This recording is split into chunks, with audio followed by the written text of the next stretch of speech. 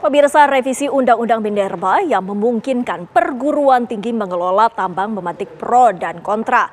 DPR yang telah mengetuk palu RUU tersebut sebagai usulan DPR dalam rapat paripurna menyebutkan keputusan itu bertujuan untuk membantu pendanaan pendidikan. Marilah kita memasuki acara kedua rapat paripurna Dewan hari ini, yaitu pendapat fraksi-fraksi terhadap RUU tentang perubahan keempat atas Undang-Undang Nomor 4 Tahun 2009 tentang pertambangan mineral dan batu bara. Usul inisiatif Badan Legislasi DPR dilanjutkan dengan pengambilan keputusan menjadi RUU usul DPR RI. DPR RI telah mengesahkan rancangan undang-undang tentang perubahan keempat atas Undang-Undang Nomor 4 Tahun 2009 tentang Minerba sebagai RUU inisiatif DPR. Tak ada suara anggota Dewan yang menolak RUU Minerba dalam rapat paripurna Kamis 23 Januari 2025 pekan lalu. Apakah RUU tentang perubahan keempat atas Undang-Undang Nomor 4 Tahun 2009 tentang pertambangan mineral dan batu bara dapat disetujui menjadi RUU usul DPR RI? Baik, terima kasih kepada perwakilan fraksi yang baru saja menyampaikan pendapat fraksi. Padahal nyatanya ada satu poin kontroversial yang memantik pro dan kontra yang termaktub di dalamnya, yakni pemberian izin pengelolaan tambang oleh perguruan tinggi. DPR berpendapat keputusan tersebut bertujuan untuk membantu pendanaan pendidikan. Namun sejumlah pakar pendidikan punya pandangan berbeda. Pengamat kebijakan pendidikan Universitas Pendidikan Indonesia UPI Cecep Darmawan menilai wacana tersebut berpotensi menyalahi maruah pendidikan tinggi. Nah, kalau konteksnya dengan pertambangan itu adalah kegiatan yang melibatkan riset dan pengabdian masyarakat, saya sepakat perguruan tinggi dilibatkan. Tentu perguruan tinggi yang ada kaitan dengan itu ya. Nah, yang kedua, kalau nambang dalam pengertian usaha tambang, seperti juga dilakukan oleh lembaga-lembaga bisnis, sebetulnya kan perguruan tinggi bukan lembaga bisnis. Entitas perguruan tinggi itu adalah satu institusi bagaimana mencerdaskan kehidupan bangsa. Dia domain publik, ya. Dan tugas pemerintah negara membiayai perguruan tinggi. Jadi kalau mau dilibatkan perguruan tinggi bukan nambang dan pengertian bisnisnya, tapi riset-riset tentang tambang, soal AMDAL misalnya, bagaimana tambang tidak dikorupsi, ya. Libatkan perguruan tinggi itu. Di model pengawasan bagaimana yang baik, libatkan perguruan tinggi. Kemudian kalaupun masih mau dilibatkan, misalnya bagaimana tuh sumber daya mineral ini misalnya ya, di daerah mana saja, lokasi seperti apa, libatkan perguruan tinggi dalam riset-riset tambang, bukan untuk nambangnya. Jadi bukan perguruan tingginya ikut nambang. Ya, menurut saya salah konsep ini ya, salah pikir kalau perguruan tinggi suruh nambang. Sekarang kalau ada pertanyaan misalnya bagaimana dengan jurusan pertambangan perguruan tinggi, ya, itu dalam kerangka riset pengabdian masyarakat. Ya. Lantas bila mana RUU Minerba disahkan, bakal seperti apa mekanisme pengelolaan tambang oleh perguruan tinggi? Tim TV One mengabarkan. Sejumlah universitas menyambut baik rancangan Undang-Undang Minerba yang memungkinkan perguruan tinggi dapat mengelola tambang. Namun ada pula yang berpendapat bahwa izin kelola tambang bagi kampus bukan hal yang lazim dan harus dipertimbangkan dengan matang. Dalam konteks ini kemudian itikadnya menurut saya sangat-sangat bagus, sangat-sangat mulia, yakni bagaimana negara hadir memberikan subsidi dalam tanda kutip bagi perguruan tinggi, khususnya perguruan tinggi negeri, agar ketergantungan pada UKT itu menjadi lebih rendah lagi. Dan kalau melihat niatnya yang sangat luar biasa, tentu perguruan tinggi akan sangat mengapresiasi, sangat menghargai dan tentu mendukung ide untuk itu. Kan? Sebagai akademisi kami melihat bahwa hal tersebut sebenarnya cukup kami sambut baik ya. Kenapa? Karena Universitas Hasanuddin sebagai salah satu universitas besar di Indonesia yang juga merupakan universitas dengan status perguruan tinggi negeri berbadan hukum, kami telah memiliki badan usaha badan usaha milik universitas ya, di mana salah satu badan usahanya adalah badan usaha yang selama ini bergerak dalam bidang usaha jasa pertambangan. Saya pikir mengenai kebijakan izin pengelolaan tambang oleh kampus ini memang harus dipertimbangkan dengan matang ya. Karena ini sesuatu yang baru dan tidak sesuatu yang lazim, dan juga ketika izin pengelolaan ini diberikan oleh kampus harus dapat didefinisikan apa nilai tambah yang bisa didapat selain sebagai operator. Kita tahu kampus punya fungsi riset dan inovasi, pengembangan teknologi, dan juga penyiapan sumber daya yang unggul. Jadi saya pikir ini harus hati-hati ketika kebijakan ini memang nantinya akan digulirkan menjadi sebuah rancangan undang-undang. DPR RI mengetuk palu rancangan undang-undang tentang minerba sebagai RUU usulan inisiatif DPR dalam rapat paripurna Kamis pekan lalu. Salah satu yang menjadi sorotan adalah pasal mengenai wacana perguruan tinggi dapat mengelola tambang. DPR menyebut keputusan ini bisa dijadikan media untuk membantu pendanaan pendidikan. Ya, namun sejumlah kalangan juga menilai pengelolaan tambang oleh kampus dalam hal ini dapat menjadi hal yang perlu dibahas bersama kami. Seperti apa mekanisme pengelolaan tambang oleh kampus yang diusulkan oleh DPR? Untuk membahasnya sudah ada bersama kami anggota Komisi 12 DPR RI fraksi Gerindra Ramson Siagian dan juga pengamat pendidikan Bapak Darmaning Tias. Selamat petang Bapak-bapak. Selamat petang. Pertama-tama kita ingin menanyakan kepada Bang Ramson terlebih dahulu. Ini menanggapi adanya usulan ini, sebenarnya apa yang menjadi pertimbangan dari DPR sehingga usulan ini bisa diterbitkan? Bahwa pertambangan kita salah satu sumber daya yang sangat besar di Republik ini. Selama ini hanya dikelola oleh BUMN dan juga badan usaha swasta. Tetapi dalam perkembangan terakhir artinya bahwa organisasi masyarakat juga memerlukan pembiayaan. Sementara organisasi masyarakat itu bisa membentuk badan usaha tanpa mengganggu kegiatannya. Begitu juga perguruan tinggi. Jadi perkembangan terakhir perguruan tinggi. Kalau mengenai perguruan tinggi sebenarnya nggak ada masalah. Jadi di perguruan tinggi contohnya lah seperti di UI ada LPM. Ya kan?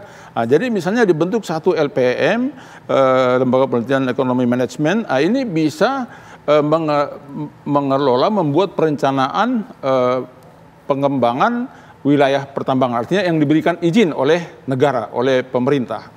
Nah, jadi tidak harus semua pengurus perguruan tinggi harus aktif. Jadi diberikan satu badan, ini kan soal kepemilikan bisa universitas, bisa institut perguruan tinggi. Tetapi pengelolanya bisa dibagi tugas.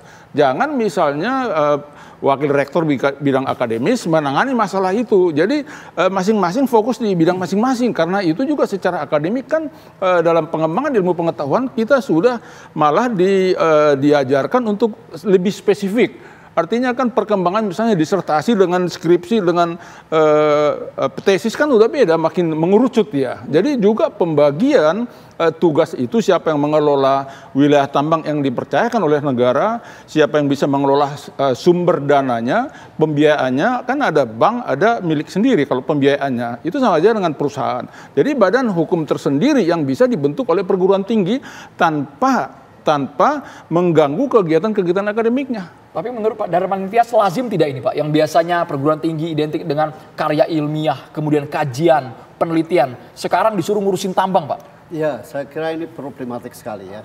Makanya saya termasuk kelompok yang menolak gitu, karena itu sudah pasti akan merusak marwah perguruan tinggi, terutama kalau universitas sebagai penjaga kebenaran.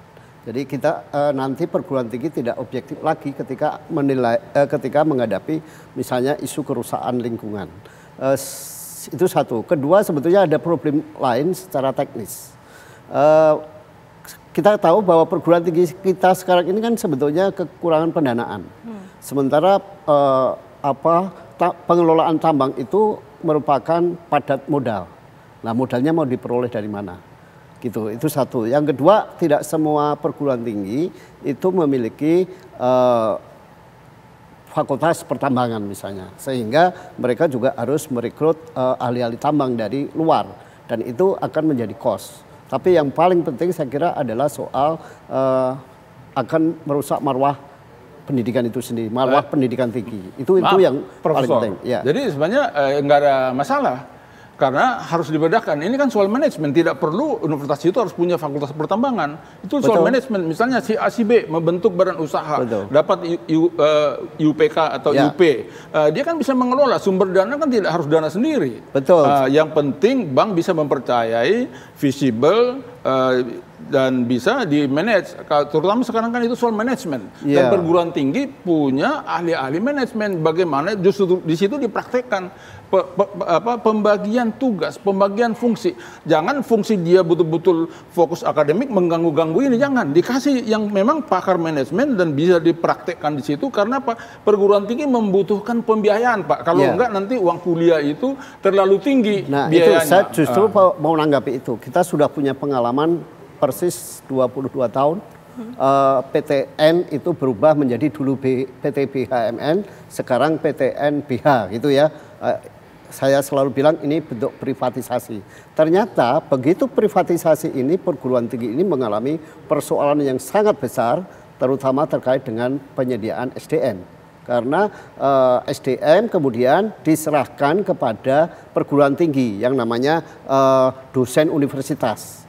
Ketika status dosen itu sebagai dosen universitas, maka universitas tidak lagi mampu menarik dosen-dosen yang qualified. Nah, ini jadi ada persoalan di situ. Lalu kedua, dari pengalaman selama ini sebetulnya ketika perguruan tinggi itu diprivatisasi, maka yang jadi beban adalah sumber dana itu dilimpahkan kepada mahasiswa. Nah, sekarang perguruan tinggi mau menjaminkan asetnya dari mana, misalnya harus meminjam uang ke bank. Bank kan butuh agunan. Sementara nggak ada aset yang perguruan tinggi yang bisa dijaminkan itu, sehingga kita khawatir justru itu akan merusak, sangat mengganggu proses pembelajaran. Tadi kan soal privatisasi perguruan tinggi, itu kan sumber dananya, sumber penerimaan itu dari aktivitas kampus itu sendiri, dari mahasiswa. Jadi memberatkan mahasiswa, akhirnya penerimaannya berkurang. Kalau ini anggaran dari negara berkurang. Tapi kalau ini kan yang dijaminkan ya izin itu aja sama bank. Itu bagaimana kepiawaian aja membuat visibilis tadinya. Justru di situ bank dipush oleh pemerintah untuk mendukung. Itu kan biasanya bank bukan hanya soal kolateralnya, soal aset, tapi soal potensial enggak untuk membayar kredit itu. Disitulah ahli-ahli yang ada di perguruan tinggi ini membentuk satu badan, tapi dengan tetap kepemilikan dari universitas dan mungkin beberapa orang. Jadi ini soal kepemilikan bergeser, soal manajemen beda lagi. Itu sebenarnya itu justru ini challenge, tantangan buat perguruan tinggi, Pak. Ya, tetapi sudah terbukti gagal. Jangan terus apatis. Ini tantangan di bidang masing-masing. Sudah terbukti gagal. Selama ini itu privatisasi tadi kita lihat, Pak. Karena kenapa kalau disebut gagal? Karena penerimaan yang diharapkan itu dari mahasiswa. Kalau ini kan dari sumber daya alam. Sebetulnya dengan privatisasi, perguruan tinggi diberi keleluasaan untuk membentuk badan usaha. Tetapi ternyata badan usaha yang sekarang ini dibentuk itu tidak memberikan pendanaan signifikan kepada kampus, itu satu. Kedua, betul bahwa yang dijaminkan nanti hanya izin, tetapi proses di pertambangan itu kan lama, 1 sampai 5 tahun mungkin baru bisa berproduksi.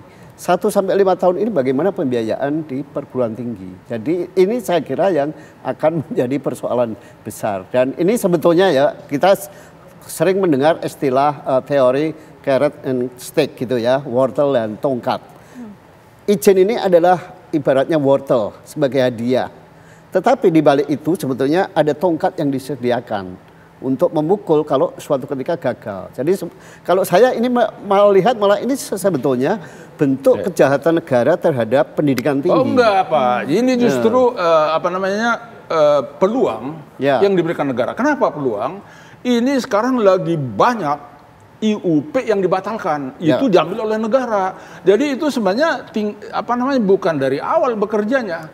Justru di sinilah tantangan untuk perguruan tinggi, tidak mengganggu.